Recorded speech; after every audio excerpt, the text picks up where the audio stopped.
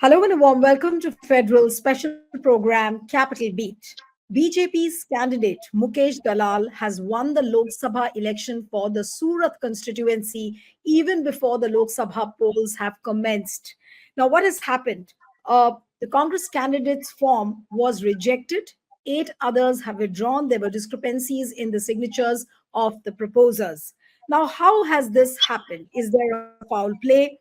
Uh, has the government threatened in any way? There are lots of question marks. And all this has happened when Gujarat, it seems, is on the boil because of the agitation between the Kshatriyas and the Patidars.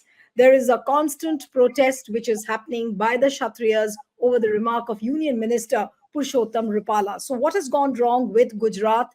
Is the Gujarat story going to be any different this time in 2024 than what it was in 2019 and 2014? Amit Shah has been claiming, and also Prime Minister Narendra Modi has been claiming of a hat trick, that winning 26 Lok Sabha seats, all 26 out of 26 this time. But does it look possible? I'm joined by a very special guest, and let me introduce you to him. We have Mr. Narayan Vyas, who was the Health and Family Welfare Minister in the Modi cabinet when Narendra Modi was the Chief Minister of Gujarat. He quit BJP in 2022 and now he's part of the Congress. I welcome Mr. Narayan Vyas. It's wonderful, sir, to have you on the program. But I'll begin my conversation with what has happened in Surat. What has really gone wrong? And do you remember in your history of ever an incident like this has ever happened? See, first of all, this is a sign that how deep the frustration has gone in BJP, who was aiming at winning all 26 out of 26, and now they have realized that on most of the seats they are finding the resistance, and it is becoming difficult. So they picked up this and hashed the conspiracy, which was hashed jointly with the help of the establishment, election commissioners, returning officer, and this was perhaps the easiest thing for them because last 10 times this is the seat which they were winning. BJP last twice, two times they won it by the margin of over 5 lakh votes. So this was the easiest prey for them, other compared to other seats.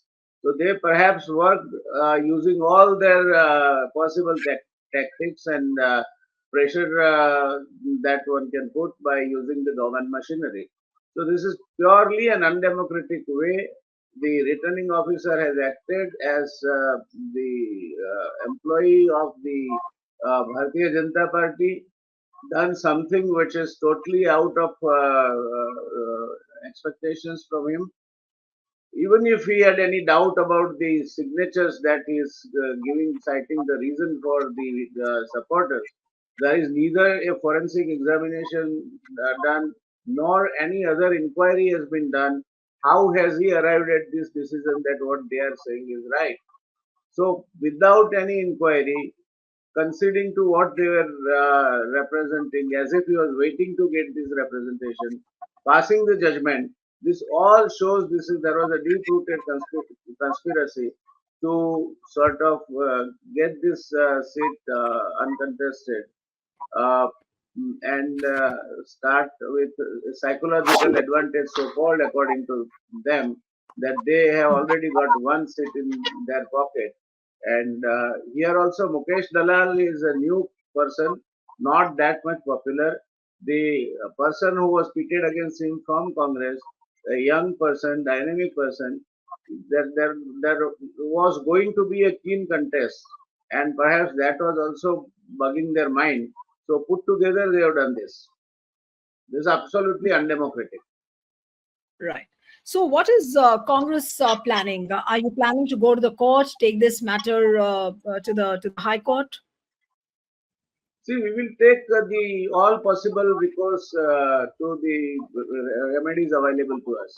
So when will you go to the court? Any idea? I think our legal team is working on it, and very soon we shall initiate whatever action is required to be. All right. Okay. So all this has happened at a time when Gujarat's 26 Lok Sabha seats are quite in the news, and people are talking about a perception that this time Gujarat is not going to be easy for BJP. Why do you feel so? On the ground, what has really changed, which makes one believe like this? See, number one is the BJP itself. By importing left, right, and center, the people from Congress and giving them plum positions, they have got the frustration of the workers who were toiling for making BJP win so far for many years.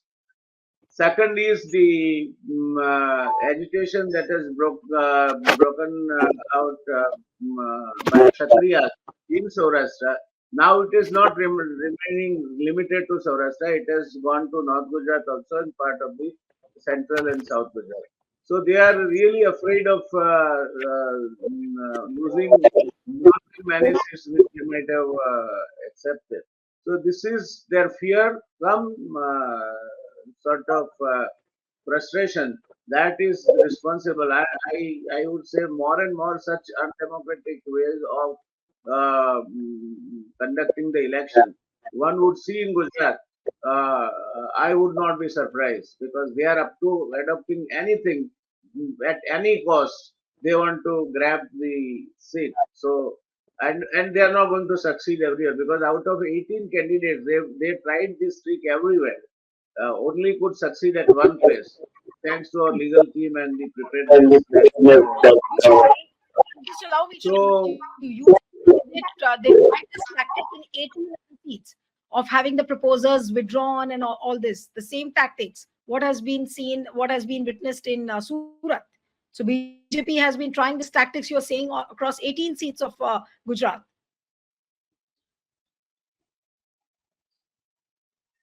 their strategy was in fact wherever they felt that they might lose, and most of the seats they are not so very confident that as they used to be earlier. So Hmm.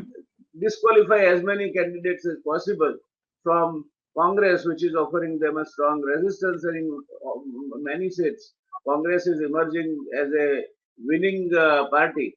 So that is what has frustrated in Gujarat being their home state and Gujarat model being so far they have been tom-tomming from the rooftop about the Gujarat model and the popularity of the Honorable Prime Minister in Gujarat, Honorable Home Minister in Gujarat. Now, all of a sudden, they are facing the situation with their back to the wall. So that is what is happening. Hmm. But what is the status of the protests which the Kshatriyas have initiated? And you are saying that it's spreading across Gujarat. What is going to be the impact of this protest across Gujarat? Do you think that it will really impact the prospects of BJP? Impact will be that it is now not remaining limited to Kshatriyas alone. The OBC, the Thapos in North Gujarat have en masse accepted and adopted this Kshatriya stance because they consider themselves also as Kshatriyas and they are in fact, they write Thapor Kshatriya Thapor Sena. So they also are preventing BJP people going to their villages and obstructing them from carrying out any election propaganda, etc. So they are really now afraid. The seats are becoming difficult day by day. Even Saurashtra, where they would have been 100% sure about winning all the seats, this Rupala affair has made it almost impossible for them to cling to almost 100% win in Saurashtra. So I think Look, this is spreading like a wildfire. right. But no matter how big the crisis is, BJP is always known to, tide over the problems. And especially given the fact that Gujarat is a home state of Amit Shah and Narendra Modi. So what has gone wrong? Why are they not able to contain this problem if it is growing so big? See, this is called law of diminishing marginal returns. They have been in Gujarat for many years. So first they came to power. If you look at Mr. Modi's rise to the power as prime minister, the first election he won was on the discontent that this is not being done, that is not being done. the China is not being given suitable reply, the Manrega is not being implemented properly, there is Bhrashtachar, all these things. Second onwards, now it is their performance people are watching. And by now, people in Gujarat as well as elsewhere, they are disillusioned about the performance and deliverance of the Congress. The unemployment is rampant. That 2 crore job is becoming a big jumla. 15 lakh, I mean, I can count it out, but then everything they say, their major declarations, including displeasing the farmers in the name of MSP law, they have not acted on it. So I think they have been exposed so badly that this election they are going to find it difficult. And over and above that, the India now coming together and fighting it as a coalition, I think it's really going to be difficult for the BJP. But you did mention that things look difficult this time in Gujarat for BJP. How many seats are you really seeing a contest where it will be difficult for BJP to win the elections? Approximately how many seats? Because now there is an alliance between Aam Aadmi Uh, Party and Congress this time. I won't hazard a guess on the number, but North Gujarat, if you see, almost all the seats are in, if not difficulty, at least contest thing being bitterly.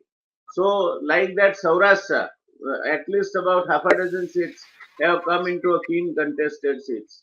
Like South Gujarat, Balsar and Bharuch, they have come into keenly contested seats range.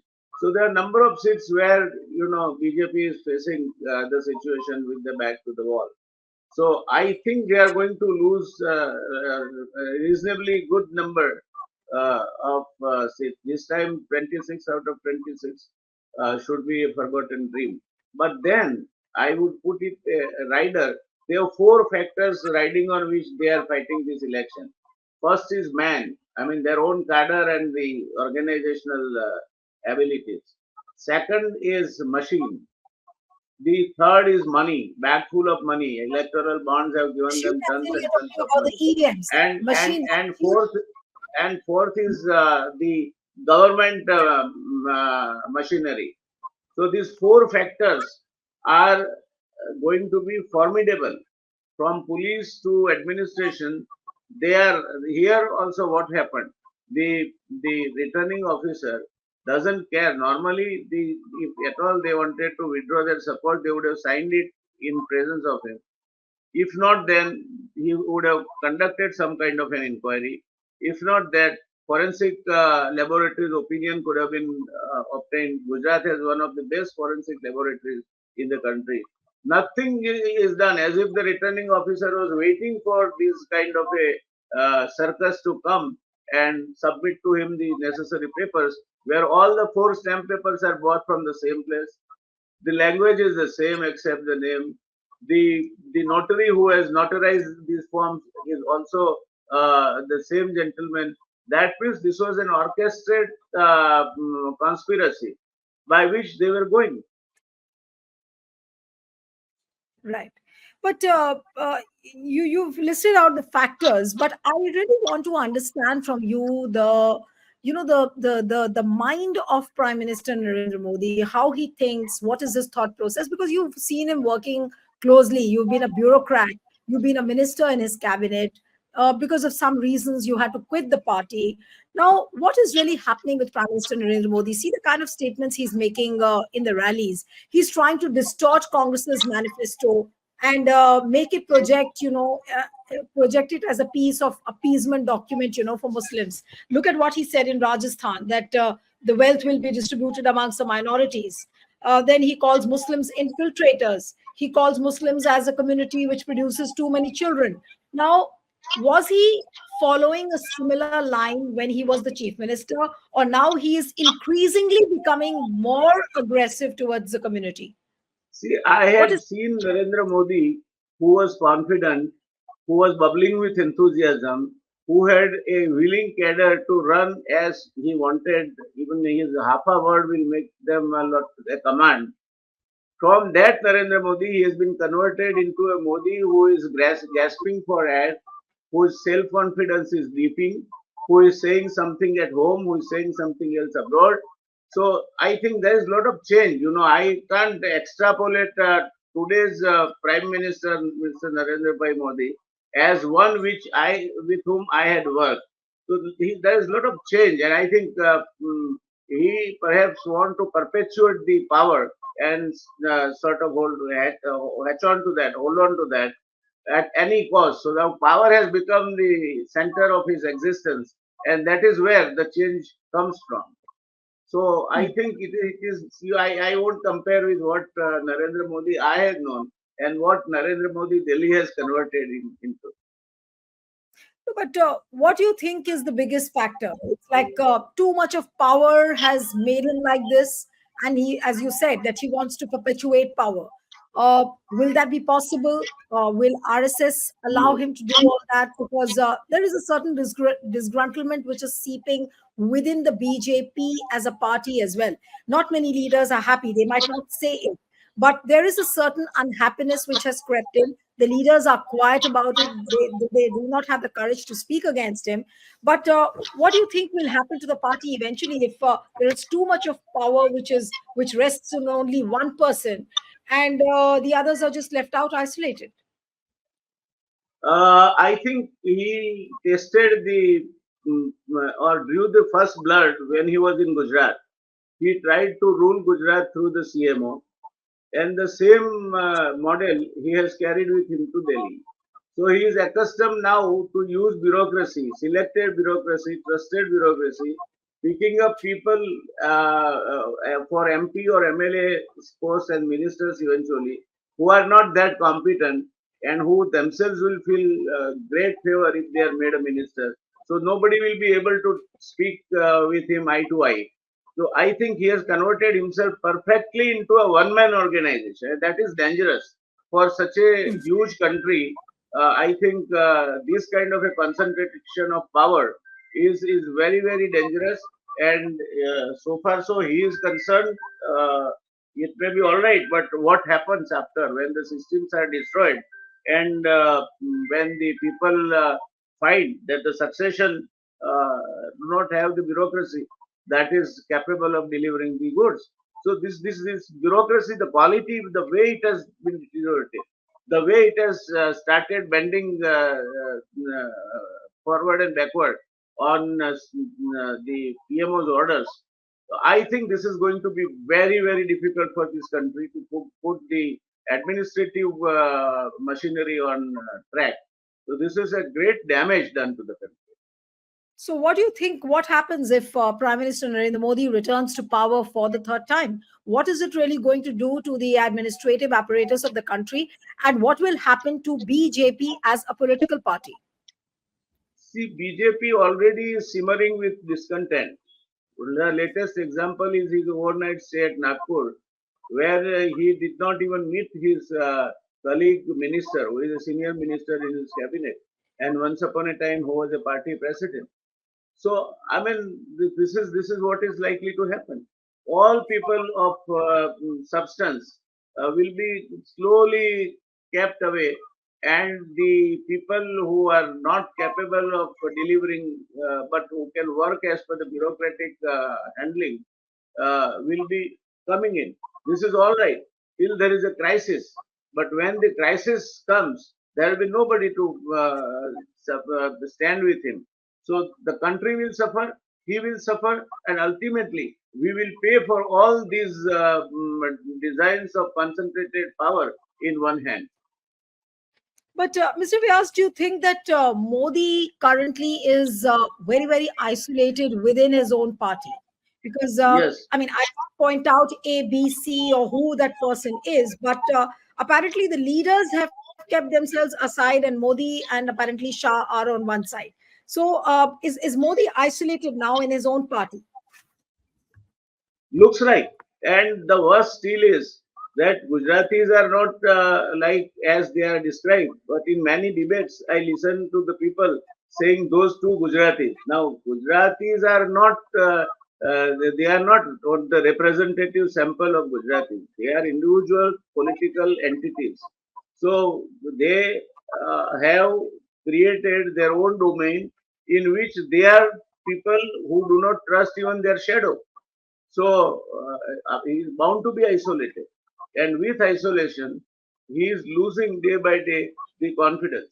Because whom to trust? He may not be trusting even his shadow. But you yourself said that it's not good for the country. But there is a perception, and that's what he claims, that BJP is going to win 370 seats. NDA will cross the 400 mark. Do you think that this is a realistic claim, or it is just a ball talk? No, why not 543 or 545 or 550 or maybe 600?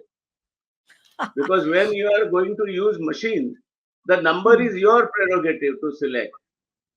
So when you say with the current situation prevailing in this country and with max vote share that you can get in the best of the time 37%, if you say that you are going to win 400 plus, I think you are in a fool's paradise in the today's situation. So it's something else which is behind their confidence, and that something else could be more things like Surat or Chandigarh or the use of machine, money, and manpower, the government machinery. So you are suspecting that EVMs could play some role if Modi is claiming so confidently that he will win 400 plus seats. I had discussions with over half a dozen world renowned experts who, like me, are the products of IIT, including Sam Pitroda, whom I interviewed on this issue. People, they do say that anything that is logic and that is operated through a logical circuit and communication through wave can be tampered with. So there is no doubt about and so many examples have surfaced of late where people have proven the lawyers established it that this can be tampered with. Others also established that this can be tampered with. So there is, let us not be in a fool's paradise. If it was so foolproof, then why the countries those who sort of found this technology, maybe US, maybe Germany, maybe Britain, maybe Japan, why they are not using it? Why they are resorting to the manual vote? Because a vote casted, the person must be sure that the vote has gone to a person in for whom they casted the vote. Now, this machine doesn't guarantee you that. But what is your assumption, sir? I mean, what is the number of seats you are predicting? I mean, the minimal number which you are expecting, So I won't or hazard a guess. I won't okay. hazard a guess if he is going to face the elections uh, fair, free, and transparent. It will be difficult for them to cross even 250 mark. But then, if you adopt all kind of things like But Surat do you and think that the elections Chandigarh, are free and fair? sorry, I'm saying that you were talking that you were saying that if elections are free and fair, then they might not win even 200 seats. But how free and fair are the elections? There is no level playing field. Congress bank accounts I have been mean, frozen. my my Leaders my have been put faith behind the is bar. dwindling after seeing what happened in Punjab and after seeing what happened at Surat. So, if this can happen, this is only a pilot testing, I would believe. This may be a signal for still worse to come. So you are saying that the worst could happen than what has happened in Yes, Surat and China. yes. That is just a pilot testing. Right. But how safe will the country be, sir, if Prime Minister Narendra Modi returns? Because I've interviewed Mr. Parkala Prabhakar, who's Nirmala Sitaraman's husband, and he says that it's a danger sign for the country if Modi returns to power for the third time. I have very healthy respect for Mr. Prabhakaran, and I have no reason to deviate from him. We as a party also are saying that this could be the last election if the way things are going, they go unabated. Uh, Perhaps democracy may be a matter of past, but still I am hopeful that a country of such a diverse culture, such a diverse geographical spread, it may not be possible to be ruled by a single individual. So I still have hope in future. All right. Thank you so much, sir. It was wonderful having you on the program. Thank you. And one of the viewers who are watching this interview, subscribe to our channel, send us a feedback, and stay tuned to the Federal. Thank you.